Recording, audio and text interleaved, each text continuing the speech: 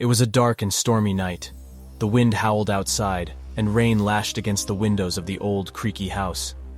Jenna sat alone in the living room, curled up with a book, trying to ignore the eerie noises that echoed through the halls.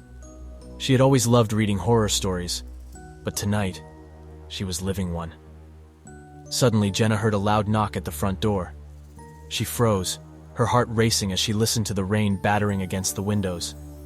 She tried to convince herself it was just a tree branch, but the knocking persisted. Trembling, she slowly made her way to the door and peeked through the peephole.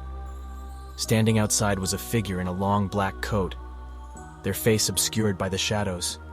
Jenna's heart pounded in her chest as she tried to convince herself it was just a trick of the light.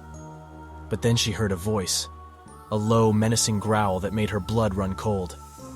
"Let me in," the voice demanded. Jenna backed away from the door, her mind racing as she tried to think of what to do. She could call the police, but the phone was upstairs, and she didn't want to take her eyes off the figure outside.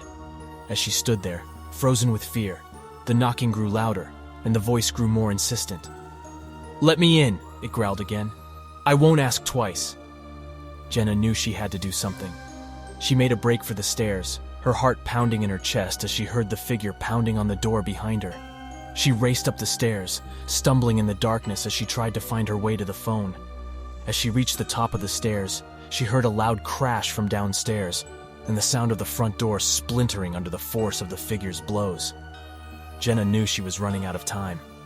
She fumbled with the phone, trying to dial 911, but her hands were shaking so badly she could barely hold on to the receiver. Suddenly, the line went dead. Jenna tried to redial, but there was no signal. She was trapped, alone, with the figure that was now making its way up the stairs. Jenna backed away, her heart racing as the figure drew closer. She could see it now, its face twisted into a grotesque snarl, its eyes burning with an otherworldly light. And then, everything went black. When Jenna woke up, she was lying in a hospital bed. Her friends and family were gathered around her, tears in their eyes as they told her what had happened. They had found her unconscious on the floor, covered in bruises and cuts, with no memory of what had happened. But Jenna knew. She could still feel the terror that had gripped her that night, the fear that had chased her through the halls of that old, creaky house. And she knew that the figure she had seen was still out there, waiting for its next victim.